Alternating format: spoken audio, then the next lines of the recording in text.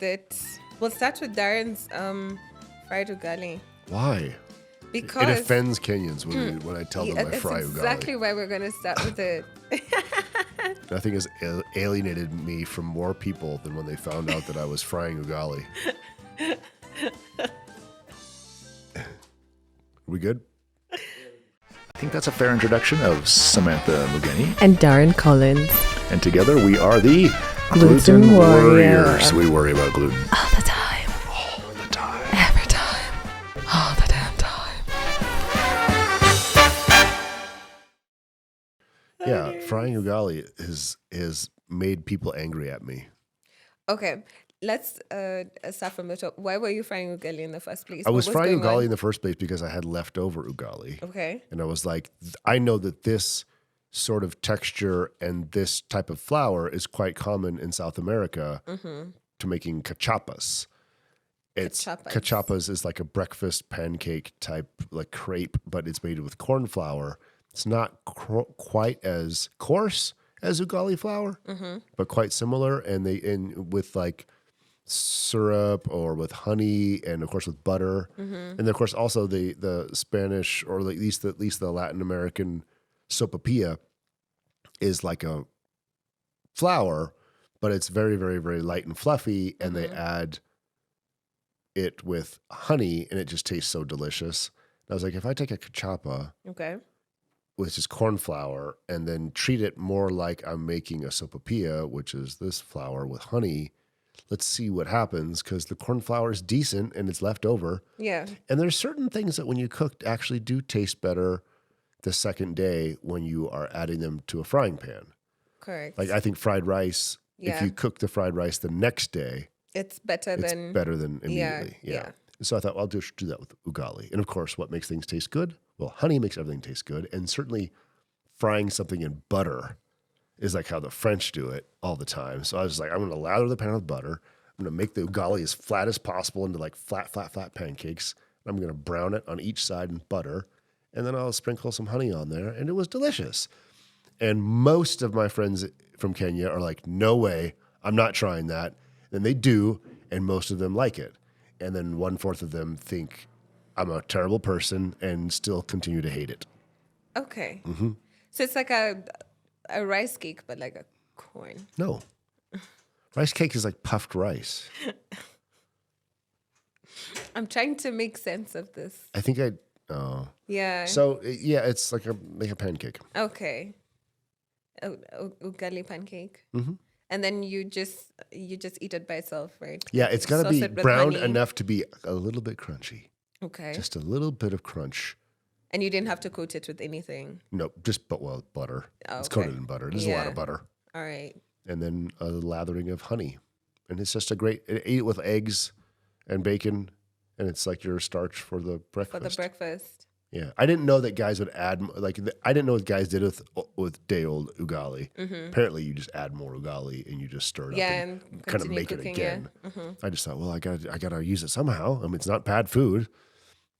And it's delicious. Okay. You should try it. So what else are you cooking in your kitchen Um, when you're not frying? I always, ugali? because I'm American, I miss nachos. So I make nachos a lot. You make them from scratch? Well, I don't make the tortilla chips from scratch. Everything else is just raw materials that you might get at any market. Any mom and boga is going to have the cilantro or the dania, Yeah. and then the pili pili hoho, Okay. all 3 colors, Okay. and then tomato and onion.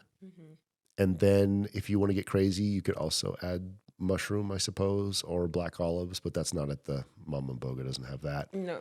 But she will have everything else, and then cheese. Lots and lots and lots of cheese. Lots of cheese, yeah. Where do you get your tortilla chips from? Tortilla chips, there's quite a few Kenyan brands that are gluten-free. Really? Not all of them.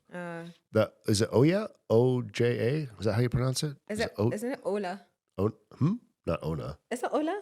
No, it's not Ona. Ona means look, doesn't it? Is it Ola? Oya tortilla What is it? It's not Ola. chip Kenya. Let me look it up. Yes. Because it has a funny My life is unraveling. Ola. Sorry, It's Ola. Guys, What? for a minute there. You said Ona. Hola. Did you say Ona or I Ola? said hola. Oh, I'm sorry. I didn't hear you well. Do you already have your flu? Maybe. Oh, I'm sorry. So yes, you're 100% correct. It's Ola brand. And Yeah. but they have like 5 flavors and only 2 of them are gluten free. Oh, which ones? The plain salted Okay. and then And the other one? the other one. Well, maybe 3 of them are actually. Probs. Yeah, but they're quite good. They're Okay. quite delicious. Okay. So those are okay. I'll use the plain salted ones and put them in a pan or on a cookie sheet with some sort of like wax paper or something. Mm-hmm. And then layers and layers of shredded cheese. And then lots of pili pili ho and tomato and onion. Tomato kind of last because it's more liquidy. Yeah. So when you bake it, you don't want the tomato to touch the tortilla chip. Yeah. And then mincemeat with there's a brand of spice here that's sold in most places. It has a black label now. It used to be blue. And it have taco and fajita seasoning sold now in Kenya. If you go to Chandarana, they definitely have it, but now also Carrefour has it, and some other places do too. Sometimes Nivus might even have it. Okay. And there's a taco one, and there's a fajita one, so I put that taco flavoring all over. And I checked the label. The taco flavoring has all kinds of things, but no cereals. Mm-hmm. You have to be careful with spices. When you have a mixed spice, a lot of times they might add cereals. Mixed spice. Yeah. And so definitely check for that. Yeah. But then I make all the mincemeat with that, and then throw the mincemeat on top. And then I might even also use that chipenduro. Is that what it's called? Chipenduro. They have a spice. It's not a spice. It's a chili. It's a ground chili flakes, but it's like kind of moist. Okay. And they sell it here as well, and it's like a really good topping for anything if you want chilies that are not too hot. Okay. But it's a really, really good flavor. Cool. I'd like to let me Google it real quick to find out if it is called Chipenduro. It's they always write these things in a typeface that I can't tell what letters they are. Because you're not wearing your glasses, or because I don't know. I think it's. Why do you have to make it insulting? It's Kenya. Sorry, it was right there. Okay, yeah. Chipundiro, natural seasoning from Kenya. Look at here. It's really tasty. Chibundiro. Yeah? Chibundiro. Okay. Yeah. That's what it's really, really, really good. And they have more than one level of spice, so you can get it mild. Okay. And it's just delicious. How did you even discover it? Well, see, when I go to grocery stores, I buy things. Yeah. Yes. Mm-hmm. What do you mean? How do I discover it? Like I'm shopping and it's on the shelf and it says what it is. How do you discover? With my eyes. I thought maybe you got it as a gift or someone asked you to try it. No, I love to try new things. You do? So when I see something I don't recognize, I'm like, well, they didn't make it because it's bad. Mm-hmm. They probably made it because it's good. So let me try it. That is so interesting. I think like ever since I went gluten-free, I don't like trying new things. Yeah, it can really hurt your desire to even be ambitious or adventurous. Yeah. So even like with spices, I stick to like the same generic brands. I tried, someone was trying to make me food recently, and then they had aromat. Mm-hmm. And then something just told me, just check the ingredient list. And then I found it has wheat. And I'm like, why is there wheat in spices? I don't know. It's really troubling. Yeah. But be encouraged if you're a listener that that cooking actually is the best way to stay gluten free for sure. Yes. Is to eat it make it yourself. And just buy things from the market. You can't go wrong with your onions, tomatoes. Your sukuma wiki is fine. Sweet potatoes are okay. Potatoes are okay. And your meats are okay, but check your packaged meats. Yes. Because although it might be a little bit more convenient to buy it when it's already prepackaged, you do have to be careful because they're ever changing. Just get them from the butchery. Yeah. Yeah. And then just be careful with the sausages and bacon. Or anything that seems to be pre-marinated. Because there are quite a few different products now that are pre-marinated. Just check them. Yeah. It may not be worth it. Because soy sauce, yeah? Soy sauce, but they have the other wheat products like the rusk or the husk or whatever it's called, and Yeah. also the cereals that they might add in with the marinades. But yes, soy sauce is going to be the number one. Mm. So everyone will assume that soy sauce is soy. Just keep in mind that even though soy is an allergen, it contains a second allergen, which is wheat. And there's almost no exceptions. Yeah. And there are very few gluten-free soy sauce brands here. I can only name one, and I haven't actually found it here. Yeah, I haven't found any gluten-free soy sauce here. Yeah. Yeah. So that's what's really tricky is that someone going out to dinner, you may think that you're going to be A-okay, but if it has soy sauce, there's a very good chance that even the chef who's making it doesn't realize that soy sauce has that as an ingredient. Yeah. So it might be 100% gluten-free, except it has soy sauce, and that's a problem. And the other problem is you can't always stop a chef from making it that way because they may have pre-marinated their meats. Yes, yes. So cooking at home is actually a great way to do it. Yeah, unless you work for an organization that feeds you and then Make someone else cook in your home. yeah. Then you also need to be careful with them because that's what happened to me some time back where I was like, okay, we've agreed I can't do gluten. And so I can't eat anything that is made from wheat flour. But then he goes ahead to put soy sauce in rice. And, he thinks he was being helpful. But then I come back and I'm like, okay, I can't eat this rice. And he's like, okay, so what can you eat, child? What can you eat? Yeah. Yeah, it's not complicated once you get used to it, but up until that moment, it does seem very complicated to people. Yeah. And so what we like to say is you shop the perimeter of the supermarket. The perimeter usually has dairy section, the meat section, vegetable section, and fruit section, and then you just avoid the part of the perimeter that has the bakery. Yeah. Pretty much, yeah. And otherwise, your canned foods aren't as good for you anyway. So basically, we used to say you just avoid anything in a box, a bag, or a can. Because, So that's also cereals. yeah. What's for breakfast in your house? So breakfast in my house is always pretty much the same. I'm always having like a lot of food. I have a 4-egg omelet, and I'll just put everything in the omelet. 4 eggs I usually have 4 eggs for in breakfast. one sitting. Mm-hmm. Oh, how often? Every day. Every day? Every day. 4 eggs in one sitting every day. It's not that much protein. It's sort of a wives' tale that it's a lot of protein, but it's a fine amount for a human being. Okay. Yeah, it's no problem. And so I'll put, it's pili pili hoho and then onions and tomatoes. Mm-hmm. And then if I happen to have some cheese, I'll put that in there too. Or if I have tomato or what's it called? Mushrooms, I'll put that in there too. Yeah. Then I do a very American thing. Cheese? If it's there, I'll cheese, throw it in there for sure. Okay. Then I like hash browns.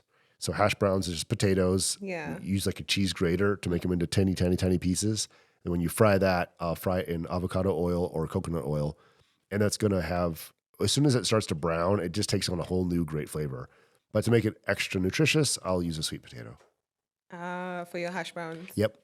And then I'll add some sort of a spice mixture to it as well, to the hash browns to make them taste a little extra special with some sort of garlic spice or garlic powder and salt and pepper and chilies or whatever that might be as part of an allspice. That will work really well. And then fruit and yogurt. That's actually very healthy. Yeah, Breakfast. it's perfectly healthy. Yeah, it's big. Like if you're going to healthy. the gym, your trainer will be like, yes. Yeah, like you're okay. You're good. Yeah, maybe back off on the cheese, but otherwise. And then oftentimes I'll also throw in, instead of maybe the potatoes, I might use mincemeat or some sort of like red meat. Okay. You're okay. Mm-hmm. So that's breakfast every day. Yeah, because mine's like I'll either have eggs, or when I get tired of eggs, I'll do granola. There's a gluten-free granola that I get with like natural yogurt. And then on days when I am not myself and I want to be healthy, because that is very unlike me, Okay. I will attempt oatmeal. So oatmeal will be my first breakfast. What I described to you earlier was my second breakfast. What? I do a first breakfast as well. Okay. Oh yeah, because you eat every 4 hours. I eat a lot. Yeah. Okay, so you wake up at what time? It varies, but Okay. yeah, the oatmeals. I love oatmeal. I'll make gluten-free oats for breakfast quite often as well. Yeah. And then I always add a little bit of butter, and I add a little bit of honey, and I add a little bit of like milk, and then blueberries, a handful of blueberries. Okay. That sounds so fancy. The other thing is overnight oats. That's the most common. I'll just put in Like a can? like a cup, bowl? a big cup or a bowl of oats, milk, Yeah. and then blueberries stacked in between it and everything. Fill it up with milk, put a cover on it, and put it in the fridge. And that's the first thing I eat when I wake up. First thing. Okay. And then this big breakfast number 2. Yeah. And oftentimes I'll do it at Java. Like I'll go to Java. I've never Yeah. been glutened for a Java. Java is safe. Yeah, a Java omelet is the way to go. I'll have the Denver omelet. Yeah. And I'll make sure I make sure that they give me bacon and not sausage. And so How often do you eat out? I eat out for breakfast 3 or 4 times a week. For breakfast, it's like It's my basically every day? ritual. Yeah. Huh. It's a chance I read and have coffee and eat the omelet, and then I go to work. It sounds like you have a really cool morning routine. It sounds like a routine, but I shake it up a lot. Okay. What did you do today? I haven't eaten yet today. This is the rarest of all. Okay. What did you do yesterday? Yesterday, I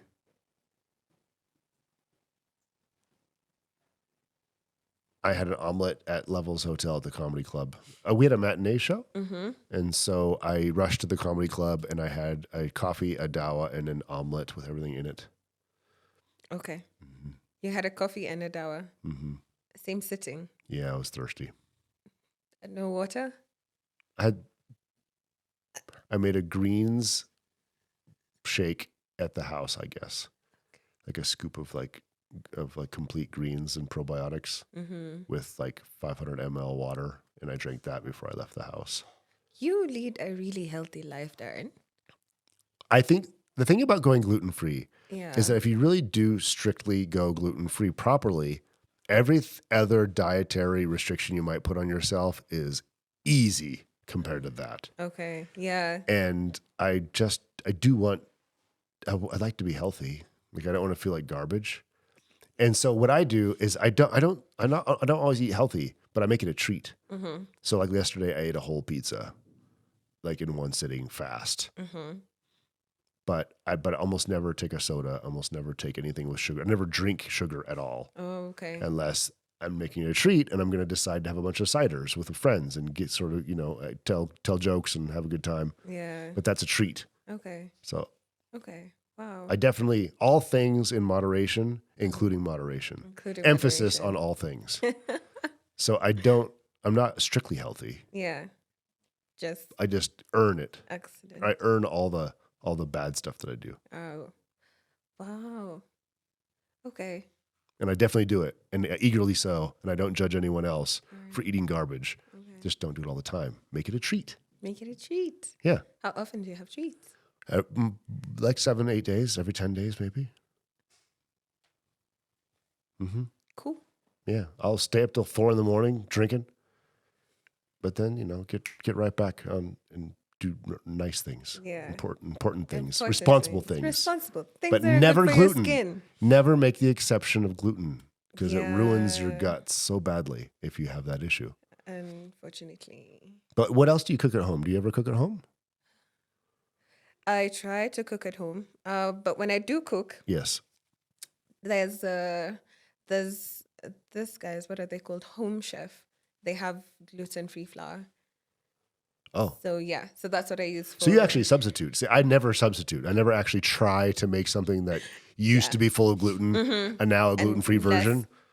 Like I don't have like gluten-free donuts. Like I do that a lot. So I have like a list of vendors who, if I need gluten-free donuts, I know who to call. If I need gluten-free cookies, I know who to call. For the gluten-free flour, so that I can make. You don't need gluten-free cookies. It's a need, Darren. It's not. It really. Just get past it. Your whole life will get better. No. I've tried. I've tried. Up next, restaurant review with Sam and Darren. Well, you know what? Here's a place I go the most. Okay. Can you guess where I go the most? Java. Yep.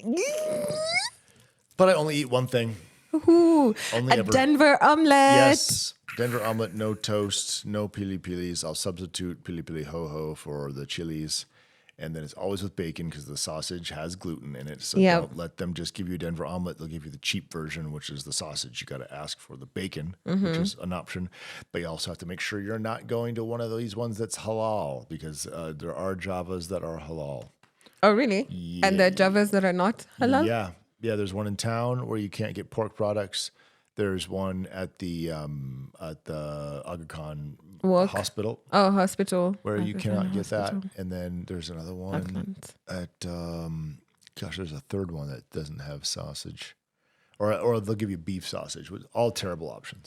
So yeah, if you're gluten free and halal, be careful. Okay. But anyway, and then I get it with a side of fruit instead of the toast, and then with the potatoes, and I get it with a double white coffee, and it costs 1,060 bob now, and it takes 85 purchases of a Denver omelet to get a free Denver omelet on their point system. Okay. That's a Where are lot. you at now? I'm at 90. Oh, Yeah. did you get a free one? I haven't redeemed it, but You- I saw the number click over, and I go, oh, now I can get a free one.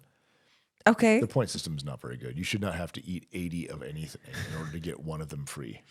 That's how they get you for life, though. That is a lifetime commitment. Yeah. 80, like I've seen like buy 3, get 1 free, buy 4, get 1 free. There's no loyalty there. No, clearly I'm loyal, but they don't care.